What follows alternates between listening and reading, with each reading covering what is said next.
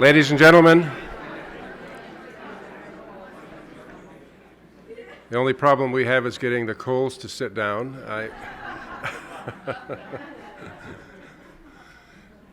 Let me welcome everyone to the Coles Auditorium. I think that's an appropriate name for today's event. In any case, we have had a lot to be grateful for, and we've certainly been very, very grateful to have had Sage and John Coles here with us this year. This is a rather bittersweet event. It's the culmination of a lot of work that they have done in thinking about their own life experience, and they're going to be presenting some ideas to you today that are very exciting and very interesting.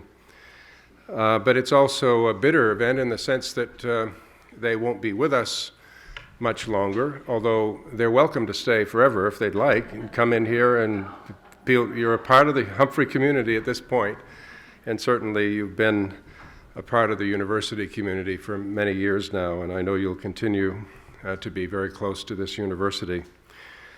I want to recognize some people, and as I look at this audience, this is really a who's who of Minnesota, and so I'm at great risk in doing this, but I am going to recognize people that have an institutional relationship to this particular Hill Fellowship program.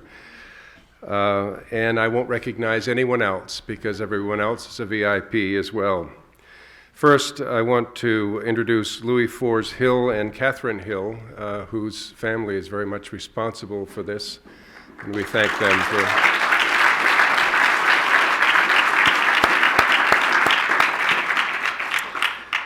And then two foundations that really have made this all possible. First, the Grotto Foundation. Ellis Bullock is here, the president. Would you stand, please? And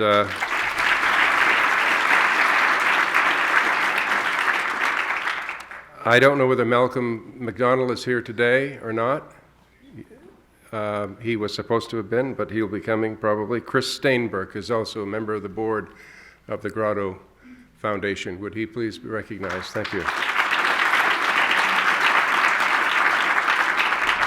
And from the Northwest Area Foundation, Carl Stauber has been a wonderful partner in all of this, along with Ellis.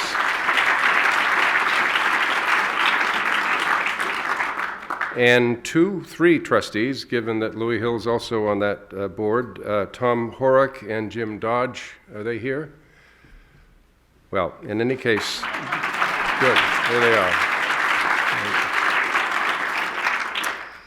And our 2003 Hill Fellow, Joe Salvaggio.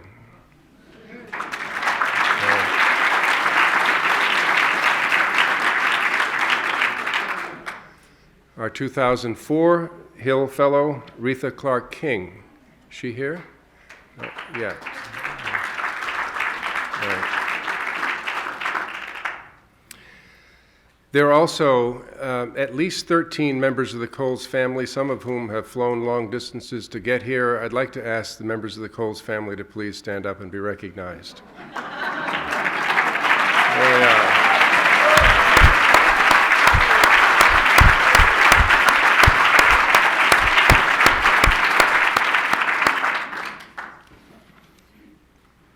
What a wonderful looking family you have, John and Sage. Let me just say that this is obviously the third year of this fellowship. Each year has brought us new delights, new interesting people that have shared their experiences with our students and with our faculty, people that have come here and stimulated us to think in different ways about public policy issues. And it's been a great experience for us, and I hope for them. I remember when this couple, this is the first time we've had a couple, and they've both taken different directions in terms of what they've offered us, and you will hear about that later. We exposed them to the concept of academic freedom. We said to Sage and John, you can feel free to be as creative as you would like to be. And of course, if anyone knows them well, they've been very, very free and creative their entire life in a very positive way. Each has taken on a very large issue for our community, for our nation. And in the case of SAGE, it's early childhood education.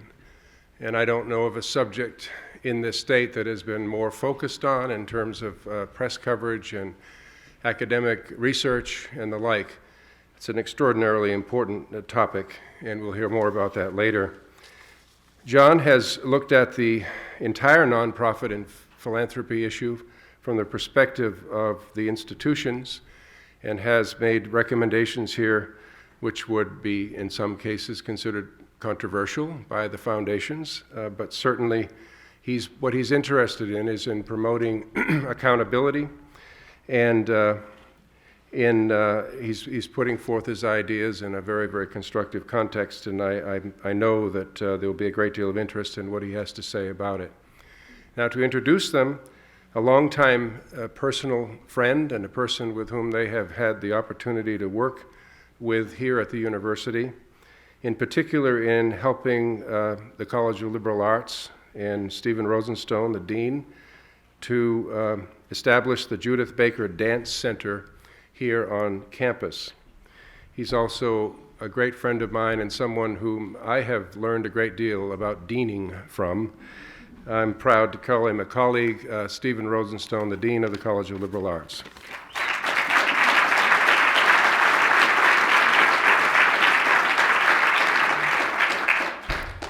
Thank you, Brian, and thank you for your tremendous leadership of the Humphrey Institute. Author and business strategist Peter Drucker has said, "One of the greatest movements of educated people is the need to commit themselves to action, the need to commit themselves to action." And as every single person in this room knows, John and Sage Coles have never missed an opportunity to commit themselves to action.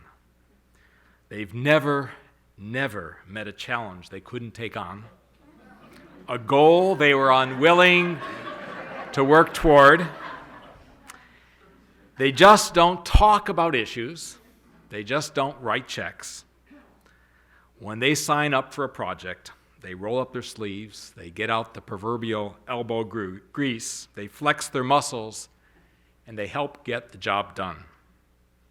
They advocate, they organize, they help shape strategy, and they also lend their financial support to causes they believe in.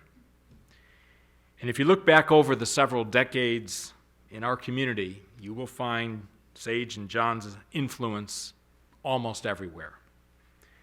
It's in our theaters, it's in our dance companies and facilities, it's in the visual arts, it's in issues around the environment, it's downtown Minneapolis, it's in education, it's in children at risk, it's in young women athletes, and the list goes on and on and on.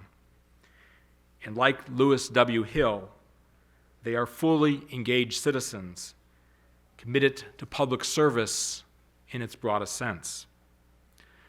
John and Sage Coles think big. They dream big. They believe in the power of individuals to make a difference and in the power of communities acting together to make positive change and to affect one life at a time. In their lives, in their work, in their philanthropy, they have put that belief into action. They've brought into the public sphere their most precious gift, their remarkable vision of a world that values equality, a world that values a generosity of spirit in how we treat each other and how we treat those who need our help. A world that values beauty and joy, that values creative expression, intellectual curiosity, the acquisition of knowledge, and a world that values the unfettered exchange and debate about ideas. They ask us all to think what kind of community and what kind of university we aspire to be. They challenge us to ask hard questions, to push the boundaries of what's possible, to take some creative risks, and to take some leaps of faith into a better future. John and Sage believe in and have invested in those things that each and every one of us aspires to for our communities. our organizations, our students, our faculty. They stand up, they deliver, and they make the world a better place. And John and Sage are peerless in their advocacy and support for causes that are tied to the greater good of our university and our university's service to this community. They've been benefactors and friends that have helped us build programs from arts and dance to public affairs to women's athletics. They have offered their unfailing good judgment, their trademark brand of creative thinking, and their astute counsel on just about every subject imaginable. And they have challenged us to rethink how we think and do business at the university, and they've pushed us to think hard about our aspirations and priorities, as well as our own core values and principles. And over the years, they have entertained us, they have made us laugh, they have generously included us in their celebrations, and they have humbled and inspired us with their vision, their loyalty, and their generous gifts of service, financial support, and most of all, their friendship. Now, about all that John and Sage haven't done is join our faculty. Well, that is, of course, until now. Naturally, I did my very best to point out to them that life as a faculty member isn't all fun and intellectual curiosity. There are those dreaded committee meetings, and this is the time of year that everybody really looks forward to, those deliciously entertaining budget meetings with the dean. But of course, they are stubborn people. They did not listen. It's too late. As Hill Fellows, they have formalized a relationship that in some sense I think has been in the making for decades. As Fellows, John and Sage epitomize what we aspire to for all of our faculty. Permission, indeed obligation, to ask hard questions, to engage others in conversations that push the way we think, to take on pressing questions that face our communities, our nation and world, questions about gender and race, free speech, the future of public higher education, the state of our state, and the state of the arts. And when they are asked for their reflections, whether on values, goals, policy, or strategy, they don't mince words. And I can assure you, they speak their minds, and their formidable minds at that. And this afternoon's going to be no different. We're going to be prodded again. John's going to push us this afternoon. He's going to push us to think about America's nonprofit sector, its role in society, its challenges, its shortcomings, and its need for reform. He's going to call upon us to think in some new ways, to ask why as a society, why as a community, why as leaders, we are not addressing more aggressively some of the most pressing public policy questions facing our community and our nation. He's going to challenge us to lead. He's going to challenge us to question orthodoxy. And in his words, he's going to challenge us to make more noise. But first, we're going to hear from Sage, who, of course, is going to take a very different route. But she, too, is going to challenge us. In her paper, Sage will challenge us to fundamentally shift the emphasis in our educational philosophy, to give a much greater role to the direct experience and to the body as a path to learning and knowledge.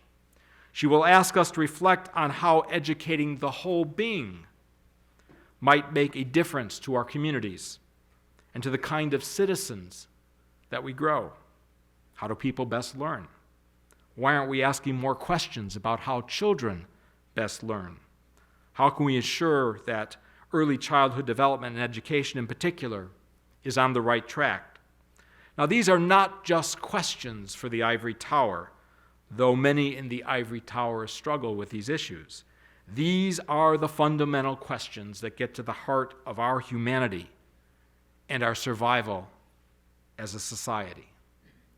Ladies and gentlemen, the 2006 Lewis W. Hill Fellows, Sage and John Coles.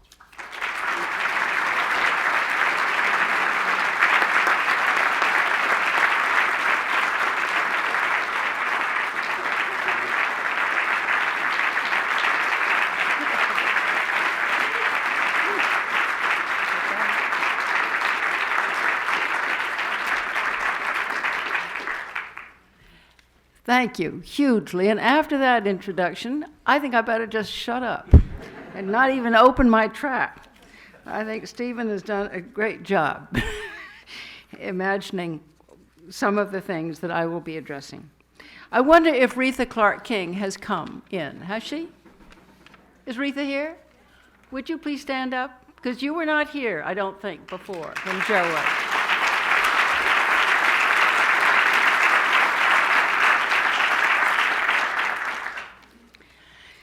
First, a word of appreciation to you, dear colleagues of the Humphrey Institute, the Grotto Foundation, and the Northwest Area Foundation. In his new book, Healthy Aging, Dr. Andrew Weil suggests learning a new language as an antidote to the aging process. By enrolling me in a Louis Hill Fellowship, you have given me an equivalent experience. And I thank you all profoundly. This is a big day in my life, and so often when there are big dates on the horizon, I'm surprised when those dates finally arrive, and I'm certainly surprised that this gathering is happening today. This project has consumed so much of my attention. Will I feel rudderless when I wake up tomorrow? I don't think so. But it's been huge. In the last few weeks, several people have asked what I was going to talk about, and I felt an overwhelming urge to say, oh, maybe I'll talk about marriage. or the soul, spelled S-O-U-L. But never mind, that the title of my paper is about engaging our youngest citizens, and that the mission of this fellowship is to study philanthropy. And I will want to comment on that material. But fundamentally, I've come to a place of knowing how much more there is to know about my subject, and to a recognition that I've written down what I do know as clearly as I can. So let's get right to the subject of marriage. On page 7 of my paper, you will find an image of a married couple painted by the artist George Gross in 1930. You may wonder how they got into the picture. To me, they represent John and me at our somewhat advanced ages, walking sturdily forward toward our new position of being Louis Hill Fellows at the Humphrey Institute. I have a habit of pasting postcards on the covers of new notebooks, and when I found that image in my desk drawer, it was instant recognition that this was a perfect representation of that moment in our lives. We look like such a solid we, when, in fact, our first crucial decision is that we would not combine our efforts in this one project or one paper, and early on we decided to be a you and an I. Though we imagined plenty of conversations, there would be no effort to arrive at compatible conclusions. One mutual moment, though, that I'm sure of was the excitement we both felt when we were invited to participate in this fellowship. It felt like an electric shock running through our side of the table. I think we both leaned forward to hear the details and then slumped back in our chairs, breathing hard and quickly imagining the impact the decision might have on our lives. Today, our papers are in your hands, and I feel such a mixture of excitement and relief. The subject of my paper, Getting Ahead of the Curve, Engaging Our Youngest Citizens, did give me a chance to build on my past experience, but it has also expanded,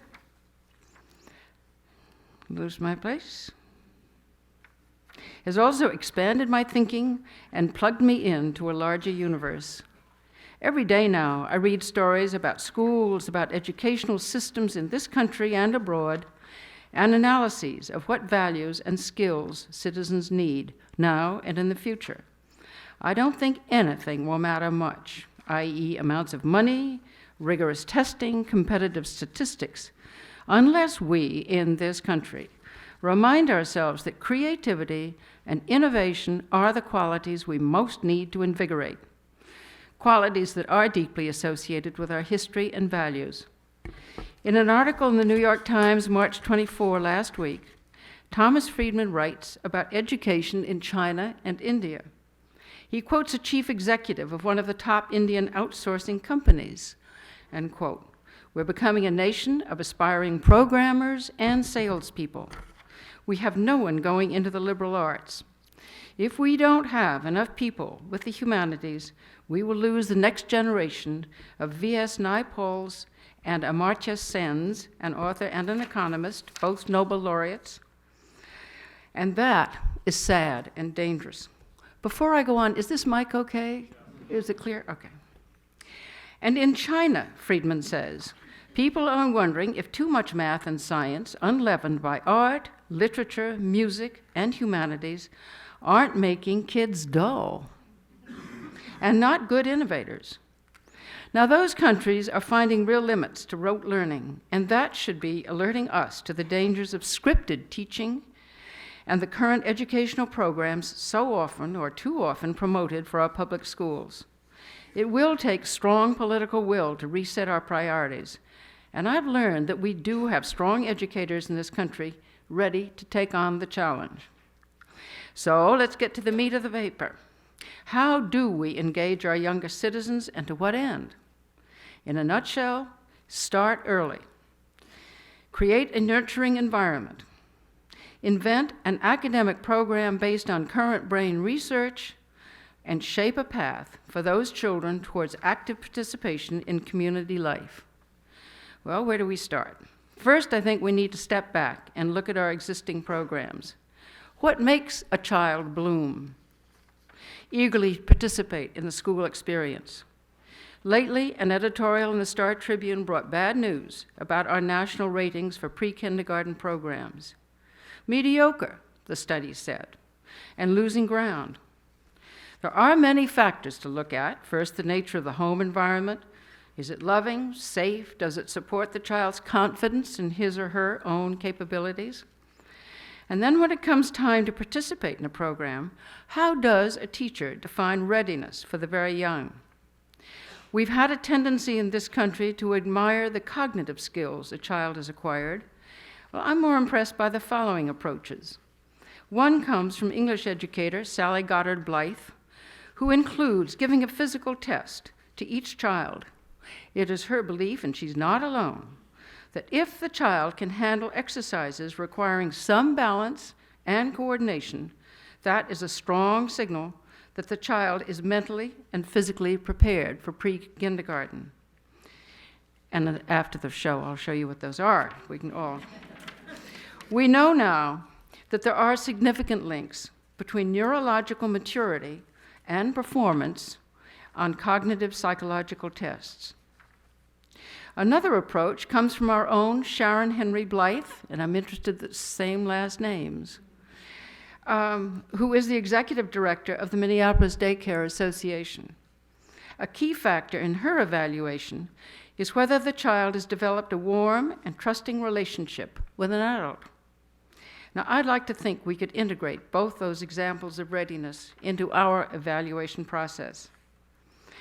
Because a child's experience shape attitudes that last a lifetime, I've become convinced that attention to the quality of early childhood education is clearly the place to start, engaging our youngest and most impressionable citizens. And as the responsible adults in their community, we must ask ourselves if we are offering children the tools they need to live useful, productive, creative lives.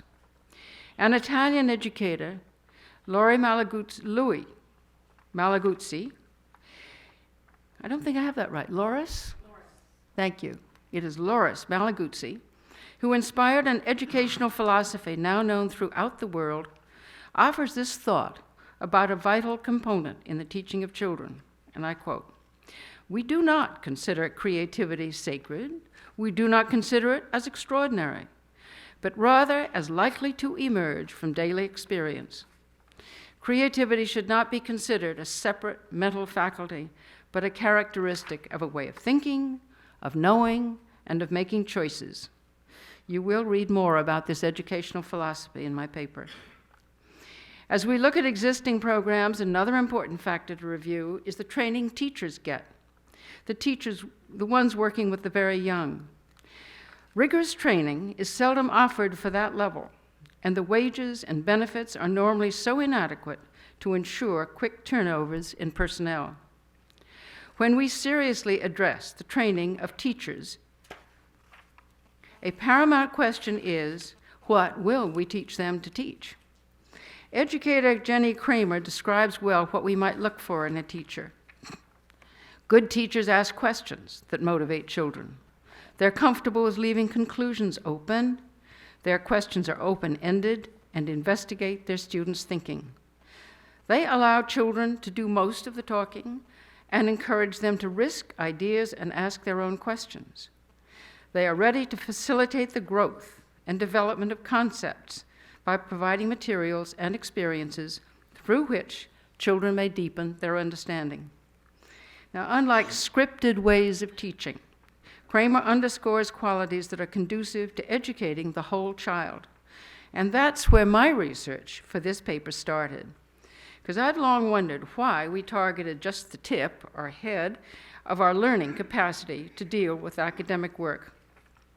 In 1977, after 2 summers of teaching 8 to 14-year-olds at the Washburn Child Guidance Center, I wrote the following in their newsletter, and a few quotes.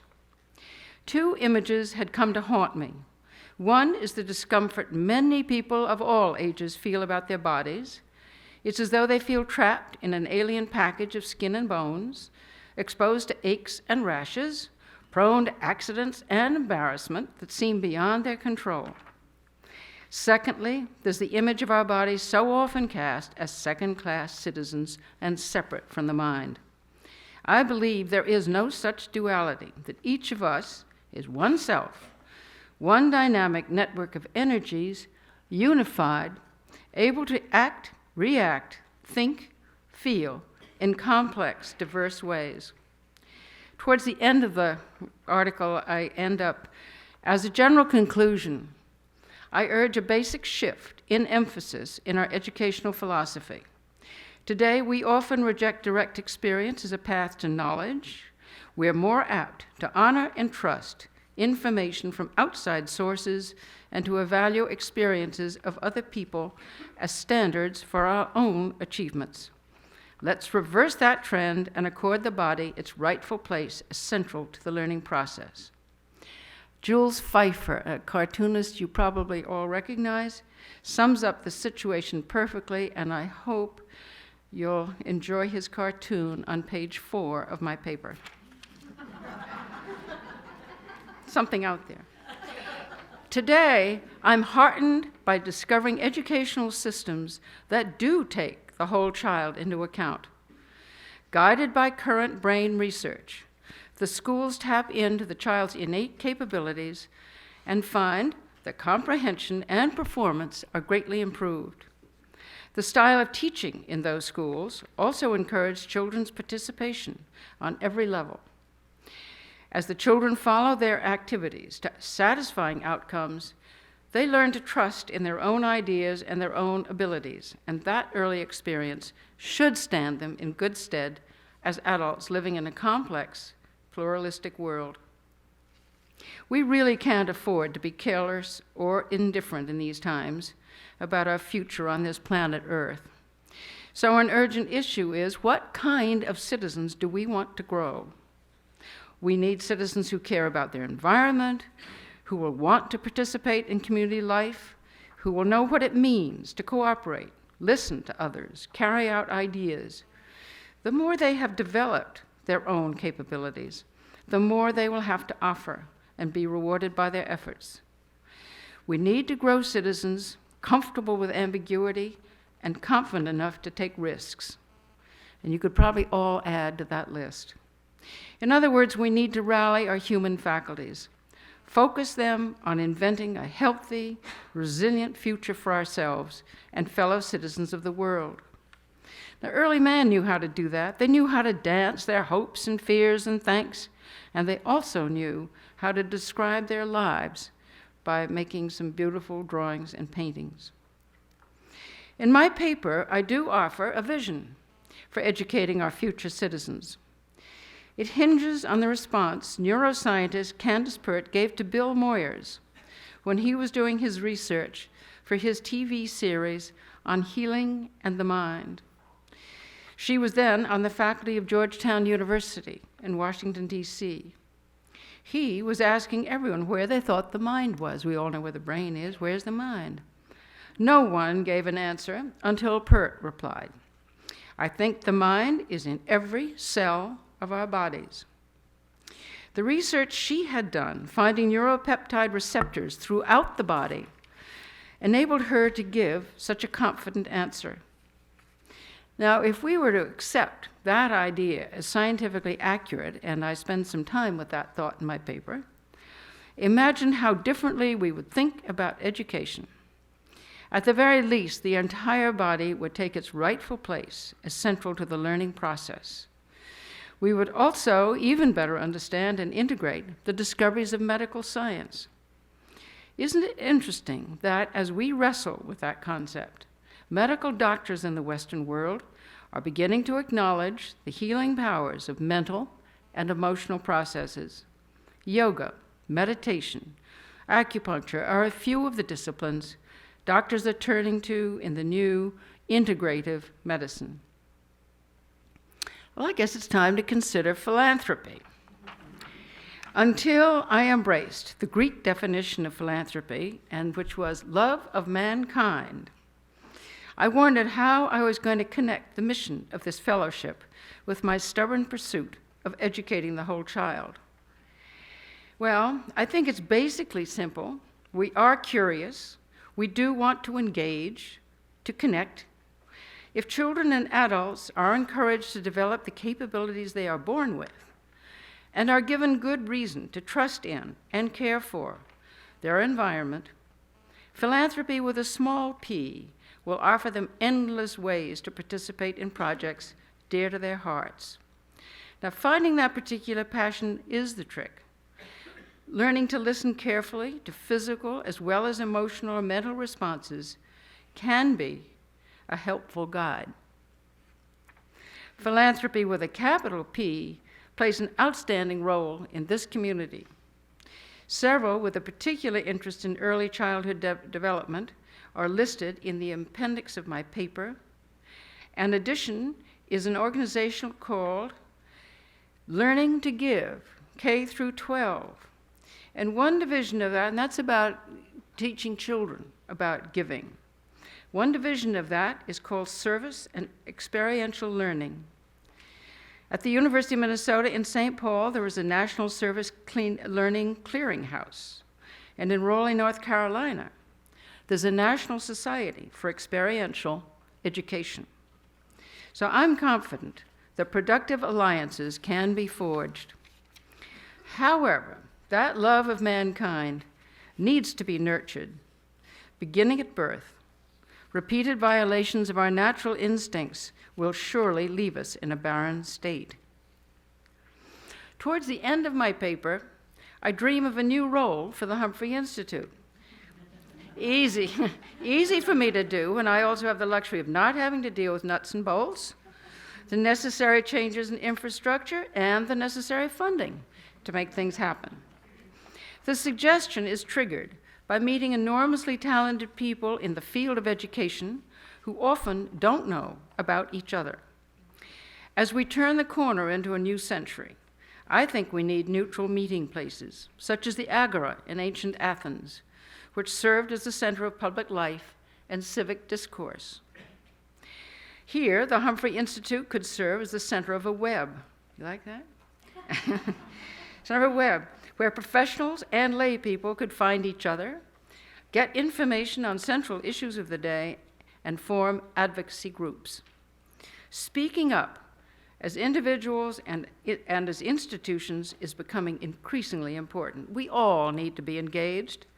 And Martin Luther King got it just right when he said, "Our lives begin to end the day we become silent about things that matter." I also want to recognize and applaud work the Humphrey is already doing, and that is collaborating with the arts. recognizing the arts as ways of knowing and as conduits that can enrich our civic and public policy conversation. Just since last April, there have been 5 events and one still to come on May 10th. The first was a conversation with Walter Mondale when the opera Nixon in China was in town, and of course that was based on one of the most significant political events of the late 20th century. And of course there was not only the music, but there was also discussion after the presentation. And since then, Steve Mumford, an embedded journalist with the US military in Iraq, was here. Again, a panel was assembled to discuss the implications of that. And on March 1st, the Humphrey Institute hosted a performance of selected scenes from the play The Trial of Osama bin Laden, and a panel discussion followed on justice, destiny, and free will in the aftermath of September 11, 2001.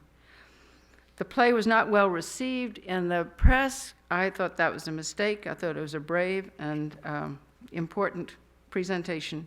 And the panelists included the play's co-author, Peter Gordmark, the director John Clark Donahue, and Dean Brian Atwood moderated the discussion. Recently, the Humphrey has collaborated with the Weissman Art Museum, the American Institute of Architecture, and the Family Housing Fund to present a mayor's summit on affordable housing's green issues. So there they were discussing environmental and economic sustainability. They hosted a citizenship dinner with Sekon Sundiata, an internationally known poet, theater, artist, and musician, during his residency at the Walker Arts Center. Still to come, on May 10th, the Humphrey will co-host an event with the Minnesota Opera. A new opera, Joseph Merrick, The Elephant Man, will be used as a jumping-off point for discussion of public attitudes and public policies toward disabilities throughout the decades. Now, should the Institute's energies flag in this program, please remember that your very close neighbor, the university's Arts Quarter on the West Bank, is riddled with possible collaborators. And Dean Rosenstone has shaped a mighty consortium of creative energy on those few acres. Just last week, I learned about a new initiative or program coming out of Macalester College. It is called the Institute for Global Citizenship, and it will come into being in the fall of 2006. The opening sentence in the new brochure is, "Global citizenship begins at home with a commitment to live responsibly, to regard all human beings as fellow citizens, and to be proactive in seeking the common good."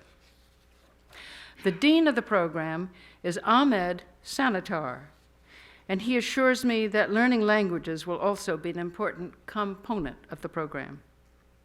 So there is a new connection or collaboration to consider. An effort of this kind makes me so hopeful that we can, and that we will, muster our collective energies to live respectfully and effectively with our fellow citizens on this planet Earth. Our health and very existence are at stake, which is so trite and so true. But it really all depends on the individual choices we all make every day. And that's a subject that could get very close to the soul, S-O-U-L. And I think that's a good time to stop talking, thanking you once again for this rigorous adventure. Maybe I'll study Arabic next year.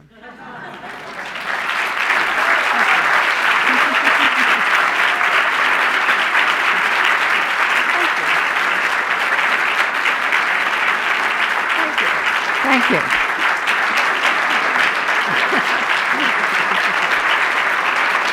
Thank you. Thank you very, very much. And I think if there are questions, there are people stationed with microphones. There's one up there. Darren, where are you? Okay, up there. Does anybody have any questions? We do have time for some, and John will have time for some after his talk too. So fire away. No tomatoes? No. Anybody? Yes. Well, I was hoping you might show us those exercises. Actually, they're pretty easy. I can. Okay. One is to take your right hand and touch your left ear. Now, we're talking about pre-kindergarten. We're talking about. The other is to take the left hand and touch your right foot. Now, I don't know whether you have to touch it in front or in back. Okay. The other one is to stand on one leg. And with the opposite arm, now can I do it? Find the ear. But that's kind of interesting, isn't it? That those could be very telling about a child's neurological capacity and coordination at that point. I'm glad you asked me, because I really rehearsed that. John, yes? Sage, have you experienced specific institutions and places that have embodied programs that embody your philosophy? I mean, have some people been doing this? Well, I do write a fair amount in my paper about these particular educational philosophies that I've just discovered in the last few months. One comes out of Italy, from a town called Reggio Emilia, and I got the man's name wrong. It's Loris Malaguzzi. And he, after the Second World War, devised an educational philosophy that has really been so compelling that teachers from all over the world now either go there or they institute in their own communities programs that will, and bring teachers from there. Is that correct, Sandy, to say that? Yeah. There is a Reggio-inspired teacher, and as you'll read in my book, they never call themselves, when they're not in Italy, Reggio teachers. They call them Reggio-inspired teachers, because they know they can't really take something that grows out of that very particular culture into a different culture, but they can bring the ideas and see how they can incorporate them into their own situation. So that's on that very young level, because they start at birth through kindergarten, and maybe they're going on now, adding to older. Yes? Hi. Earlier in your talk, you quoted a couple of people. One was the person, Minnesota daycare person. Sharon Henry Blythe, yes. I'm sorry? Sharon Henry Blythe? Yes. Yes. And also during your talk, I was concerned because I never heard how you felt about the role of the parent in developing philanthropy. You know, I take my kids out every week to do something whether they want to or not. And, and when you talked about the child developing a warm feeling for a person, or the daycare person saying that, I was wondering what your thoughts were about parental involvement and... Well, it plays, of course, a huge role, first as role models, if that can happen. And then in the Reggio-inspired teaching that we have in this country, in fact, I know that we have at least 7 Reggio-inspired teachers in this community. The parents' involvement is very key, and that's one of the particularly attractive parts of that philosophy. So the parents are definitely part of that learning experience, along with the students, the children, and the teachers. So the parents are very involved in that way of looking at capabilities and the way that they're then developed and encouraged by the teacher. And that it goes right into, of course, then quickly it's the parents get informed and are part of the whole process. I'm not sure that really, I didn't study, I mean, how do we get all hooked on philanthropy? And that's just a whole other subject which I didn't get into. Certainly having teachers, and families are big role models for this. Sage, the idea of experiential learning, given that I'm an artist, it's very much a part of everything that I've ever been thinking. But the sort of notion of place-based learning, place-based learning, the idea that one is sort of engaged in an understanding of the world through their own sense of place, through their sort of initial ideas about where they grow up, how they understand the world through that, what do they learn in some way that's different from anywhere else in the world? What are some of the advantages, disadvantages? I'm wondering if you've had any conversations about any of that. I'm working on a project now with a colleague of mine, which really deals with maverick learners, and that sort of our relationship is that they tend to learn outside of the box, and that a lot of their experiences are essentially not necessarily related to academics themselves or growing up within the school environment, but somehow outside that, and taking those experiences that they gain and advantaging themselves through that experience of growing up in a particular place with a particular point of view. I'm wondering if you had any comments or have have had any discussions about No, I place-based just say learning. carry on. Carry on. And what I'm talking about is getting out of the box. I mean, that's what these educational philosophies that I've been excited about and describing is definitely out of that scripted way of teaching and out of the box. There isn't a box. Wait a minute, excuse me, and later, there's somebody up there. Yes? Harry Boyd with the Center for Democracy and Citizenship. Thank you, Sage. This was very thoughtful and helpful, and we appreciate your stay at the Humphrey Institute. Thank you. But I want to pick up on the last two comments. That the creativity of Minnesota educational experiences in many ways reflects the tie between schools and civic life more broadly. The civic life of places, the role of parents, the informal educational experiences in places like settlement houses, Phyllis Wheatley or Neighborhood House on the west side. But there's clearly been a trend of recent decades of the detachment of schools from the civic life of communities. From the what? From the life of communities Oh. and the civic culture of places. So teachers have increasingly come to see themselves as classroom teachers rather than citizens of the larger community. I wonder what your thoughts are on really developing the political will to reverse that trend and to reflect that in policy. I mean, one of the great innovations in Minnesota has been the community-oriented qualities of public policies like community education or early childhood family education or so forth. But again, that's also eroding. So how can we reverse those trends and really revive the connections in your view? One of the questions that I never heard asked enough, is how do children best learn? There are lots of creative ideas, lots of creative systems, but I would think that a fundamental question that we all need to hear from any school or interested person is, how do they think a child learns best? And what are the tools we need to give them?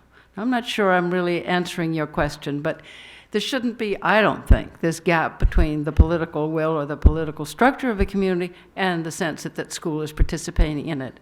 Again, in the Reggio-inspired teaching, those children, the communities that they were operating in are very much part of the classroom. Children spend a lot of time out in the communities, learning about the communities, learning about what grows there, what kind of buses are there, how do you make it, what's the bus stop, or really finding out about the structure of their own communities. So maybe that's the kind of curiosity that you're thinking of. Maybe. I think. Yes. Good day, Deborah Karasov. And I, like others, want to thank you for your comments, especially on the concept of direct experience for children and giving them a reason to have passion for their environment. And my question has to do with educating the whole person of the child. One of the things I'm concerned about with regard to the environment is the spiritual development of the child. Do you feel that school is the appropriate environment for encouraging the spiritual development of a child, which now in our culture has become so politicized?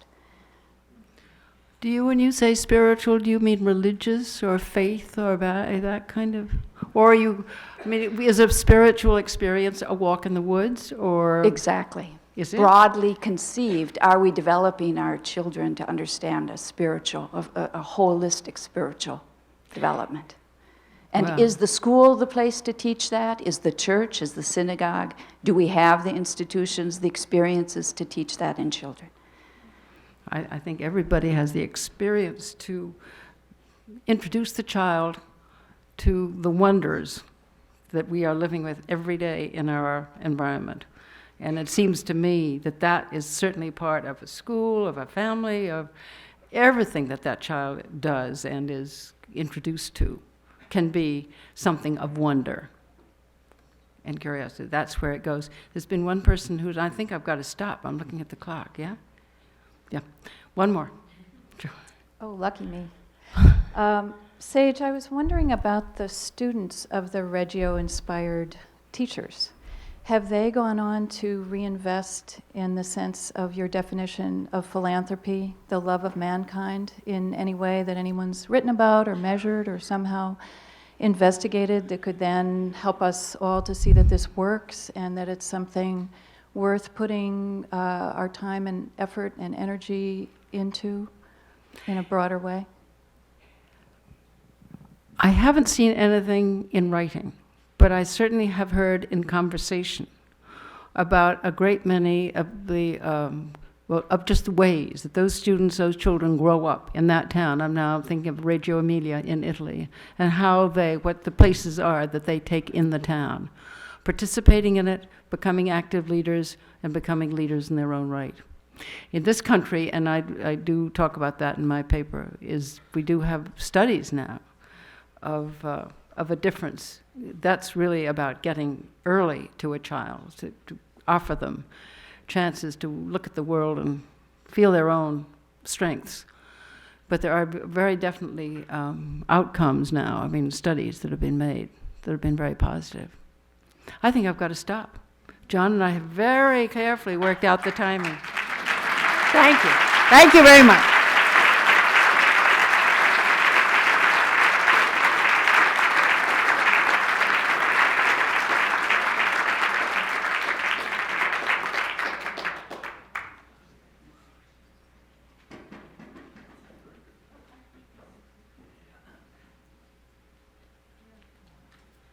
Can you hear me? I'm going to try being mic'd up rather than using the podium mic, although I'm going to have to put on my reading glasses. It's the first time in my life in order to deal with a speech. Boy, times have changed. I've changed. Well, Steve Rosenstone was unaccustomedly flowery. But I thank you, Steve. This fellowship year has been a watershed year for me as for Sage, because it's made me stop and think about what I've learned from a fairly long life. All this heavy thinking is supposed to be organized more or less coherently around some aspect of philanthropy. At the outset, we defined philanthropy as did the Greeks, love of mankind, to give us plenty of elbow room. I've always chafed at the current use of the word philanthropy to imply only the raising and giving away of money. To me, those are means, not ends. I think we focus too much these days on means and not enough on ends. Our time horizons have shrunk to 24/7 and less, and perhaps in part because via the internet there is always at least one financial market open somewhere in the world, as well as a rapidly changing set of headlines. And because so much short-term data is so readily available to flood our senses and distract us, I believe we don't spend nearly enough time thinking long-term, envisioning the future we might or will create from all this frenetic buzzing and oscillation and to and fro activity in the present. While I admire the notion of living in the moment, I think we must also consider our futures as individuals, as members of communities, and as members of that largest of communities, the human species. I began the paper I wrote for this fellowship and both Sage's and my papers will be available as you exit. I began the paper with what I call the context of mankind, which is the story of planet Earth, which in turn takes us back to the Big Bang some 13.7 billion years ago, when that's not, I'll repeat the number, 13.7 billion with a B, years ago, when all matter/energy in our universe was contained in a tiny speck that exploded. Our universe is still expanding. After some 9.2 billion years, or about 4.5 billion years ago, enough gaseous matter had coalesced and cooled sufficiently to form our sun and earth and solar system. Soon thereafter, 3.8 billion years ago, life, with quote marks around it, began on Earth in the form of microscopic organisms in the oceans, just like the DuPont slogan, chemistry for living. After another long time and many dramatic changes in the composition of Earth's cores, crusts, ocean, and atmosphere, about 450 million years ago, plants and tiny crustaceans emerged from the oceans to begin colonizing the seashores. Eventually, these life forms evolved into the age of dinosaurs throughout the continents, but about 65 million years ago, some event, possibly a large meteor, caused the extinction of dinosaurs and 90% of all other land species.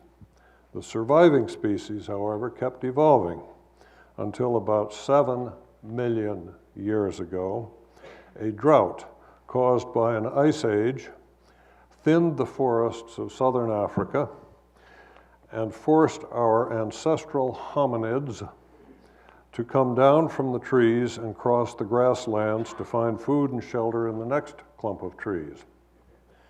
These hominids eventually became bipedal, walking upright with hands free for uses other than locomotion. By 1.8 million years ago, these hominids had evolved into what we today call Homo erectus, with larger brains, tools, campsites, care for the frail, losing body hair, possibly primitive speech. And Homo erectus began migrating out of Africa to Asia and Europe. But the evolution of Homo erectus continued in Africa. About 200,000 years ago, anatomically modern man emerged in Africa, and we have named this species Homo sapiens, wise man. I'm not sure if that's an ironic title or not. All humans living on Earth today, all humans, can be traced by DNA in our blood back to very early Homo sapiens in southern and eastern Africa. About 70,000 years ago, small groups of Homo sapiens began to migrate out of Africa to the Middle East and India and eventually to all continents. Australia, 50,000 years ago. China, 40,000 years ago. Europe, 35,000 years ago. North and South America, 17,000 years ago. Meanwhile, Homo erectus, the earlier migrants, were disappearing, and nobody knows why. Killed by Homo sapiens, bred with Homo sapiens, killed by disease, something else. About 4,000 years ago, that's the blink of an eye, we began to build cities. And today's major religions began to coalesce from earlier mythologies. We began printing from movable type only 550 years ago. We've had the steam engine only about 200 years, and the internal combustion engine and electricity little more than 100 years. Today, we have television, cell phones, computers, the internet, supersonic airplanes, nuclear weapons, psychopharmacology, and genetic manipulation. After only 200,000 years as a species, we still have another 2 billion years to go if we don't mess up before a steadily warming sun makes this Earth inhospitable to humans.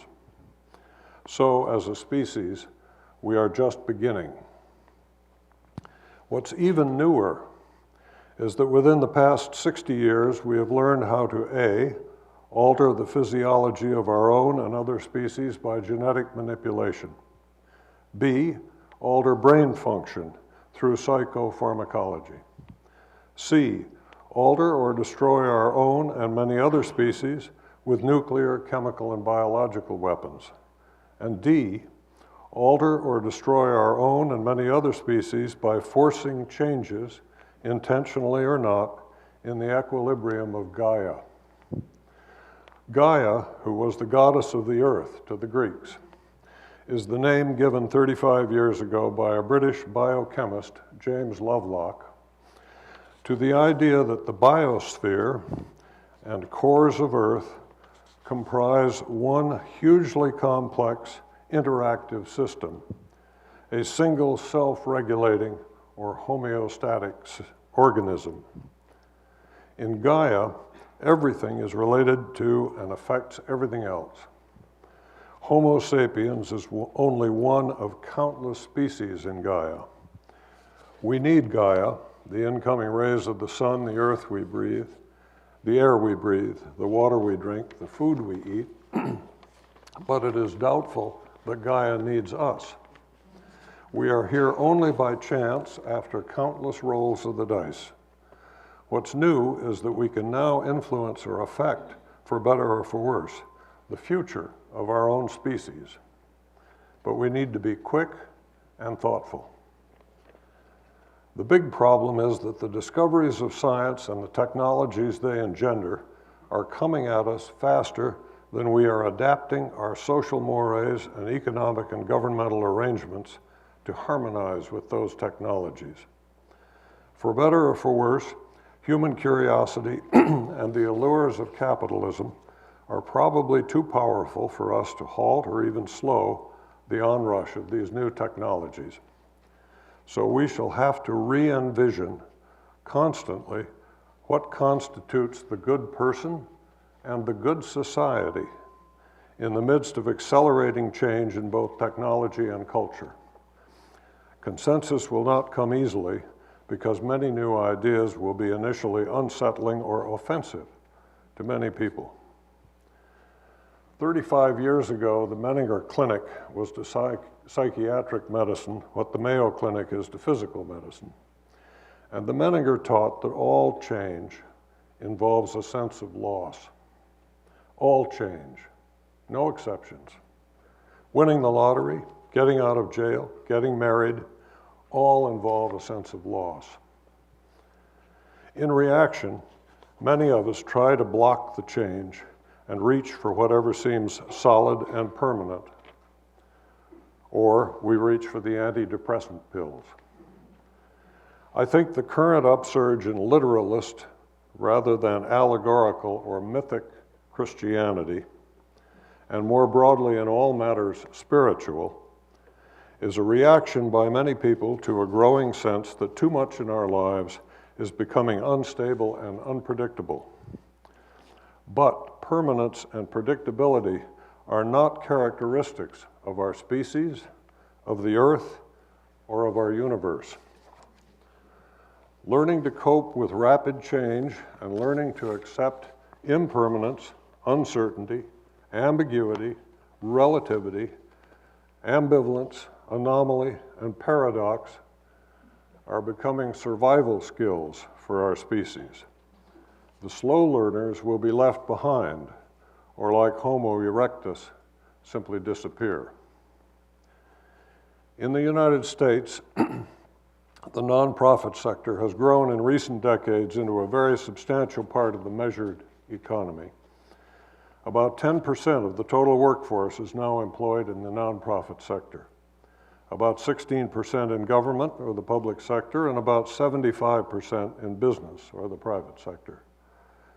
Within the nonprofit sector, about 42% are employed in health services, 22% in education and research, 18% in social and legal services, about 12% in religious organizations, about 4% in civic, social, and fraternal organizations, and about 2% in arts, culture, and foundations.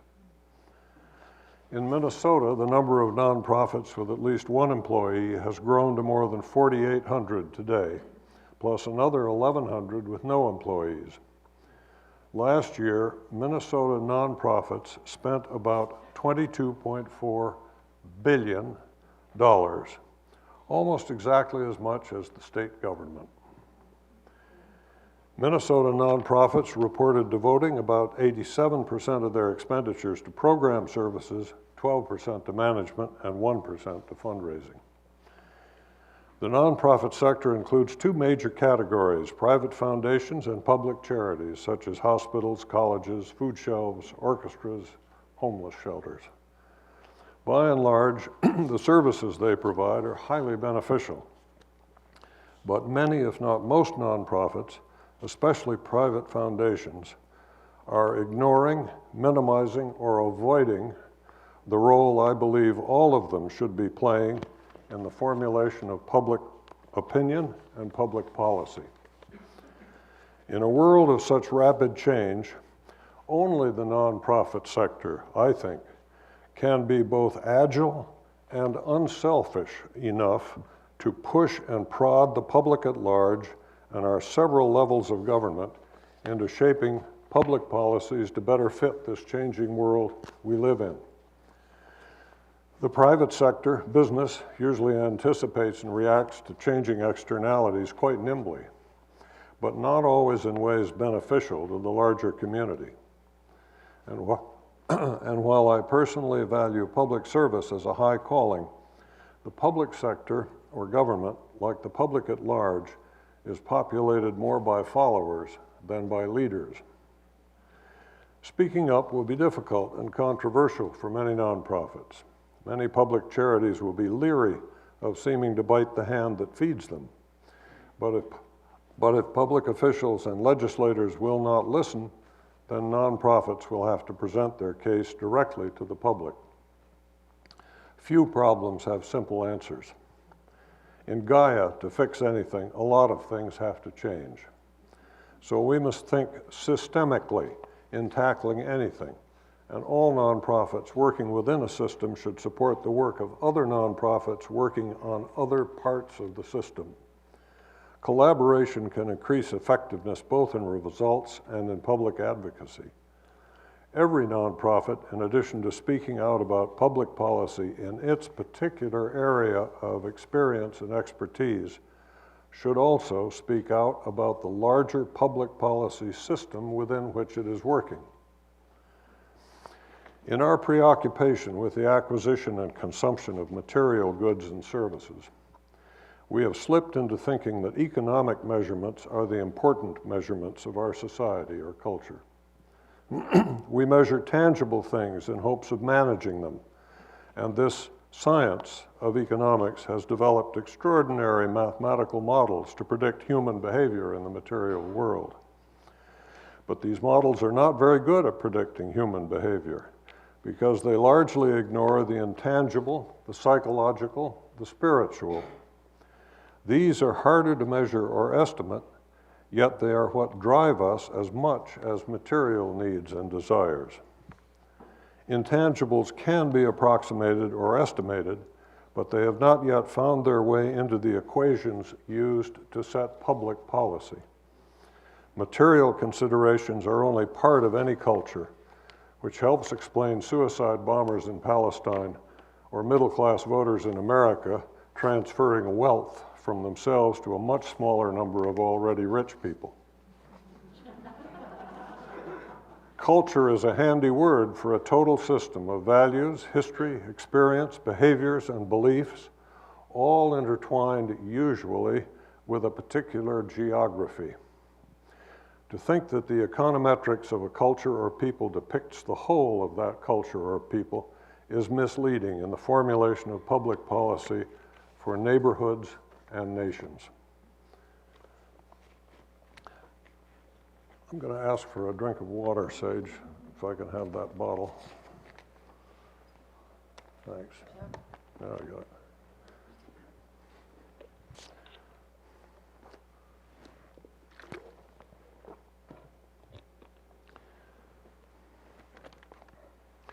To be effective at influencing public opinion, the nonprofit sector must clean up its act and present itself to the public as Caesar's wife, above suspicion. And it must subject itself to the kind of consistent and ardent scrutiny we try to apply to business in the private sector and to all levels of government. The nonprofit sector, and especially the private foundation component thereof, has become too big and important in our society to escape any longer this kind of public scrutiny. More than 1.4 million nonprofits are registered with the IRS, but fewer than 600,000 file Form 990 that describes their finances. Those that did file reported assets of more than $3 trillion. The underfunded IRS is the only federal agency overseeing this huge nonprofit sector, which employs almost 10% of the workforce and controls and works with billions of taxpayer dollars. Compare that with the dozens of federal departments, bureaus, agencies, and offices devoted to examining and/or helping business in the private sector. In addition, only 37 of the 50 state attorneys general make any significant effort to monitor the nonprofits in their home state. I therefore recommend, hold on to your seats, the creation of a new federal Nonprofits and Foundations Commission with staff adequate to oversee the nonprofit sector. This commission should hold hearings, issue regulations, make recommendations to Congress, and take over from the underfunded and undervalued IRS the job of certifying and decertifying nonprofits. To mitigate political pressure, I recommend a 9-member commission, with each member appointed by the President, approved by the Senate, to serve only a single 9-year term, so there would be 1 new member each year. The position of chairman should pass to that member serving his 7th year on the commission. I further recommend that this new commission should, among other things specifically, limit compensation to $10,000 per year for all nonprofit board members or trustees, plus reimbursement of expenses related to attending meetings and other appropriate duties.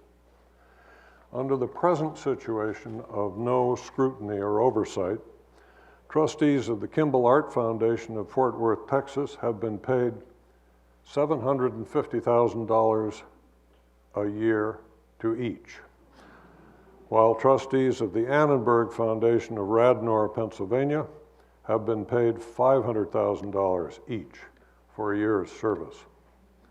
And there are quite a few foundations that pay their trustees each several $100,000 a year.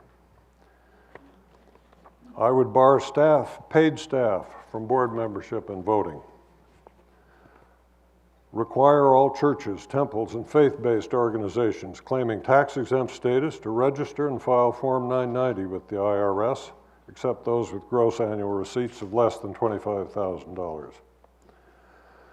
Require all private foundations and public charities above a certain size to have a board of directors or trustees of at least 9 persons, at least 4 of whom, or 45%, are selected from time to time from a panel of volunteers offered by the governor or president of the state university or mayor of the largest city of the state in which the foundation or charity is domiciled, and to establish term limits or rotation or both for all directors or trustees. Require all nonprofits, including private foundations, to issue succinct annual reports for public consumption, with perhaps 4 pages devoted to mission and program, 2 pages devoted to describing board members and key staff and their compensation, and 4, not only their compensation, but where they hold their board meetings. You'd be surprised how many go to Hawaii or Arizona or Florida. 2 pages devoted to describing board members and key staff and their compensation, and 4 pages of financial statements and footnotes. I would require all nonprofits, including private foundations, to apply for recertification every 10 years. I also recommend, hold on to your seats again, please, that the legal lifespan of private foundations be limited to 25 or 30 years. There are about 78,000 private foundations with assets totaling $435 billion. That's an average of about 5.6 million per foundation, but the average is skewed upwards by a smallish number of very large foundations. About 20,000 of these private foundations have assets of $1 million or more and annually make grants totaling $100,000 or more. The Gates Foundation is largest in the U.S. with assets of about $28.8 billion and grants totaling $1.3 billion in 2004, or about 4.5% of assets. The Ford Foundation is second with assets of $11.6 billion and grants totaling $512 million in 2005, or about 4.4% of assets. That's just to give you a feel for the private foundation world. When I use the term private foundation, I am not including such entities as the University of Minnesota Foundation, which may have the word foundation in its title, but which in practice is owned and controlled by the regents of the university, which is the equivalent of a public charity. The assets of the U of M Foundation might more properly be termed an endowment of the university. Many public charities have endowments, and I exclude these from my recommendations regarding private foundations because most public charities, with or without endowments, are much more closely scrutinized and pressured by external public and governmental judgments than are private foundations. I would start the 25 or 30-year clock running for existing private foundations as soon as Congress authorizes it, and the clock would apply to each new foundation as it is certified for tax-exempt status. I have 5 reasons for this recommendation to limit the lifespan. First, private foundations can be nearly invisible if they wish, are subject to almost no scrutiny, and are accountable to no one except very remotely the IRS and their state's attorney general, if he or she cares. Secondly, private foundations, unlike public charities and all of business in the private sector, are not forced by changing externalities to keep re-examining and reinventing themselves. 3, limited lifespans for private foundations might encourage board and staff to move on their mission with all deliberate speed and spend less time and energy trying to grow assets or protect and enhance jobs. 4, limited lifespans also might encourage board and staff to program more boldly and worry less about controversy or looking foolish. 5th, and most important of all, while we don't talk about it on the 4th of July, in this country, money equals power. Giving perpetual life to large pools of capital and the people who control that capital is inherently undemocratic. I have nothing against the accumulation of capital. Quite the contrary, I am the happy beneficiary of such accumulations. I regard opportunities to accumulate capital a necessary incentive in a well-regulated capitalist economy, although I think CEO compensation has gotten irrational in the last 20 years.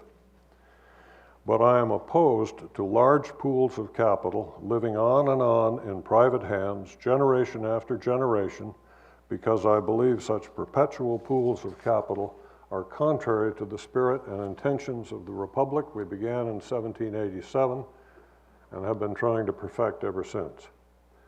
We should be guided more by the ability and hard work of a meritocracy than by the wealth, especially the inherited wealth, of a plutocracy. Now that the human species can, as a practical matter, choose how to influence its future career here on Earth, we had all better start thinking and talking about the kind of future we want. I hope many voices from a trusted, imaginative, and bold nonprofit sector will lead that discussion. Thanks.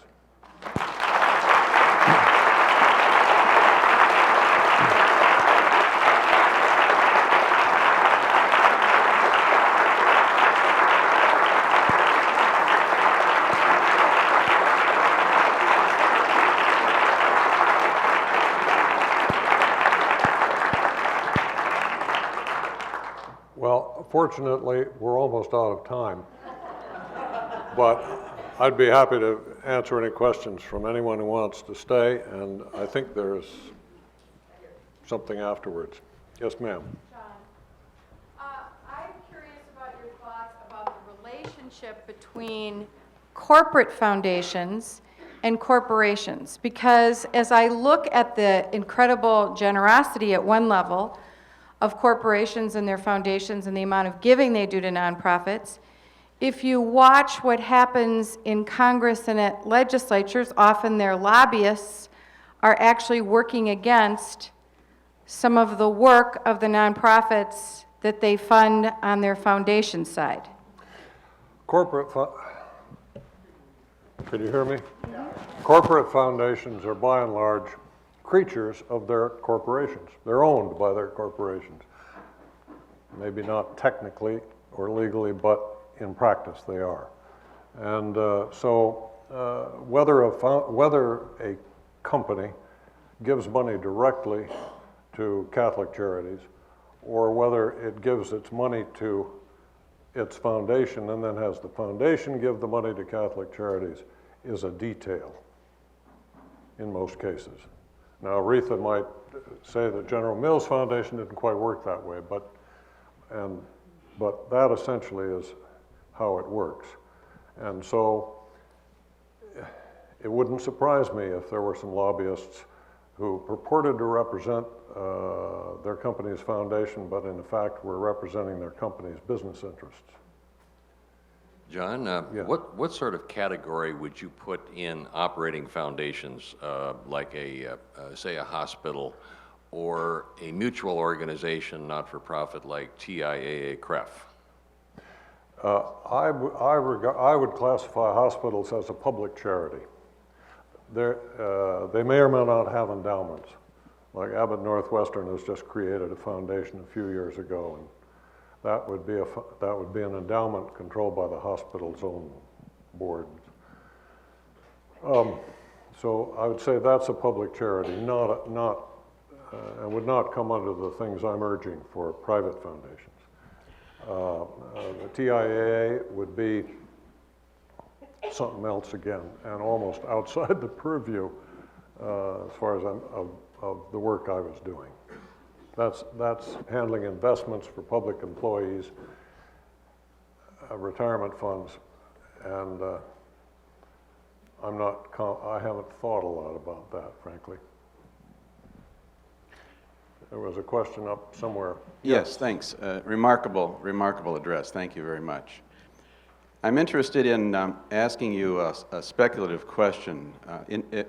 Given your interest in commissions and recommendations, it seems to me that one of the dialogues we don't have very often or very well is a dialogue about the roles and responsibility of our three sectors.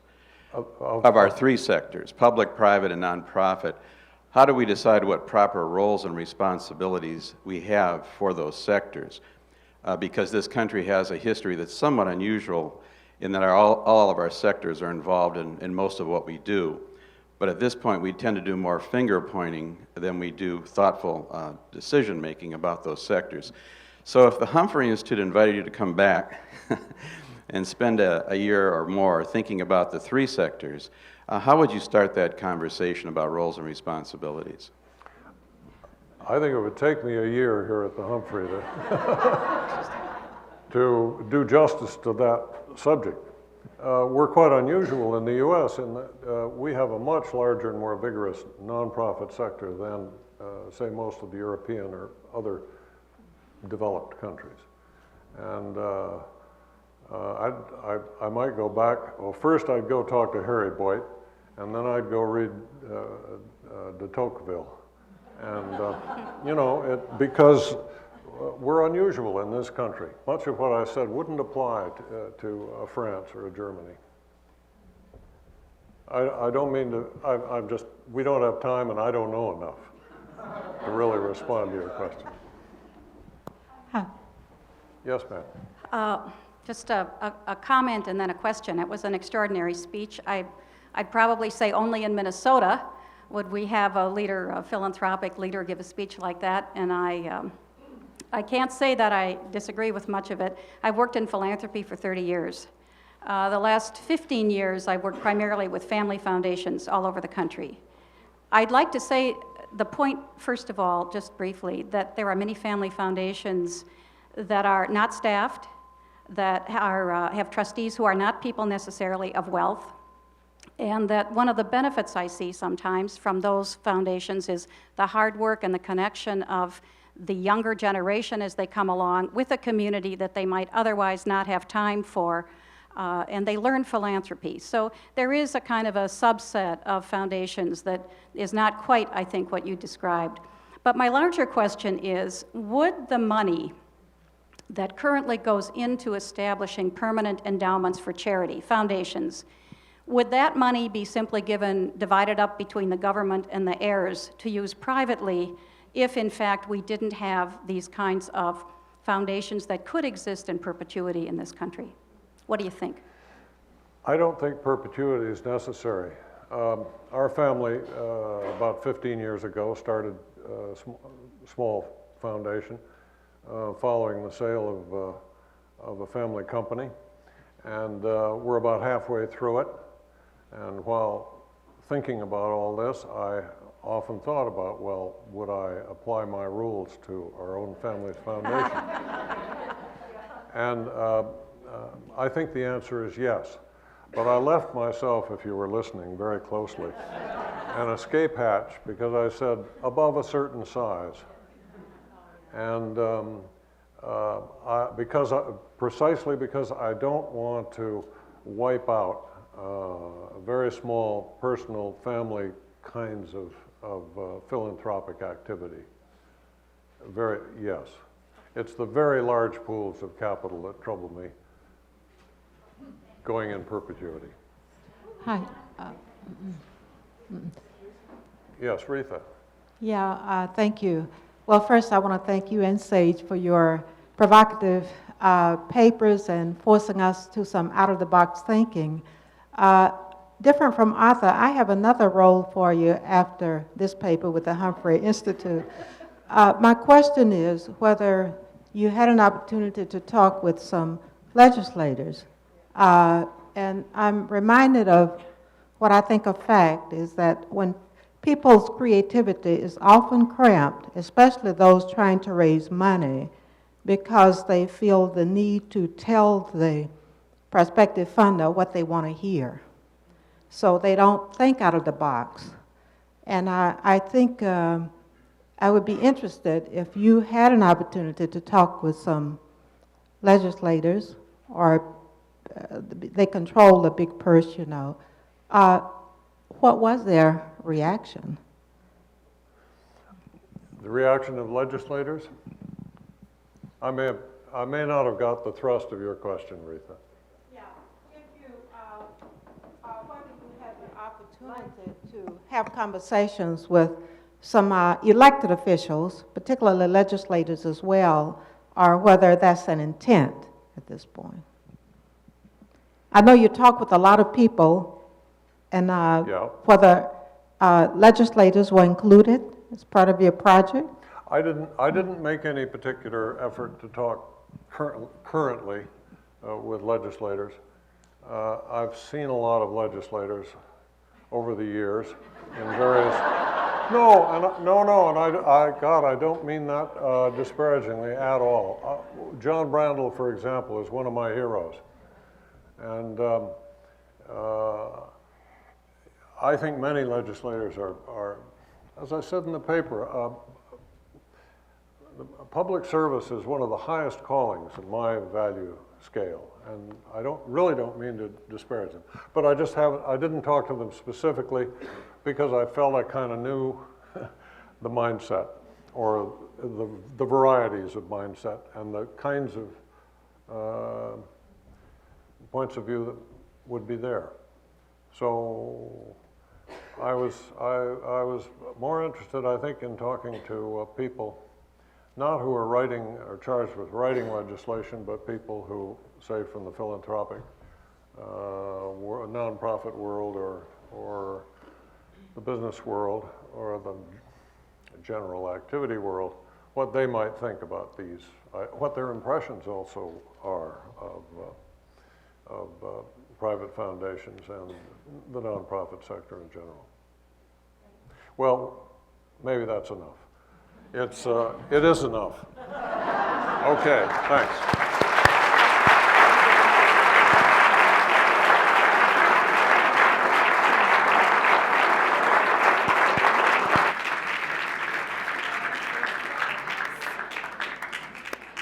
Well, it's sort of enough. I just wanted to say that I'm Marcia Freeman, Senior Fellow here at the Humphrey Institute and Program Director Program Advisor for the Hill Fellowship. It's been a joy and a pleasure for the last year working with Sage and John. And I also just wanted to acknowledge, we didn't give you a long list of acknowledgments at the beginning. We're going to give you a short list of acknowledgments. I also want to thank the people who helped bring this event together. I arrived at about 2 o'clock to find a whole bunch of people doing their thing, and I don't know if they're all here right now. Linda McFarland, Jan Young, Burke Murphy from the Dean's Office. I'm going to forget some. Amy Johnson, the coordinator for our nonprofit center. And we have and Darren Nyquist, who's been up and down here with the mics, Natalie Hoover, who's been up and down, and also Darren and Zainab Hassan, who's sitting up there, were the research assistants working with Sage and John, who helped us enormously. And if Athena Adkins is here, I don't know if I saw her. There she is. She started us out this summer and then left the Institute. So we started with a great legacy with her. Standing next to me is Melissa Stone, who is the director of the Public and Nonprofit Leadership Center, and 30 seconds worth of thanks and welcome from her. And then we reconvene in the atrium for wine and hors d'oeuvres. Yes. Wine comes first. Right. I just want to lend my thank yous as well to, particularly to Sage and John. The center, the Public and Nonprofit Leadership Center, hosts the Hill Fellowship, which is an enormous honor for us. And now, at the conclusion of the third year, I have seen just how important that fellowship has been in prodding our thinking. So, John, next year we go to the legislature. I also had the honor of serving as John's faculty liaison, and defining that role with John was quite interesting. I've thought about many words, and I think sounding board is perhaps the best way to put it, but it was a fascinating journey, frankly, for me. I do think John's subject was broad, and it also was gutsy. I think those of us who work in the nonprofit and philanthropic sectors often lose a certain big picture mentality, and he has changed us to think.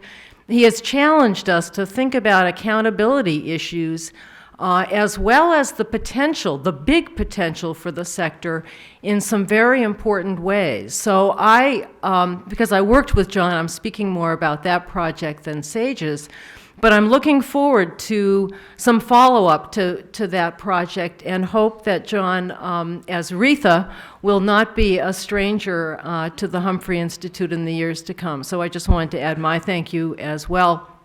And I think at this point we can say adjourn to the atrium for some wine and some hors d'oeuvres. Thank you all for coming.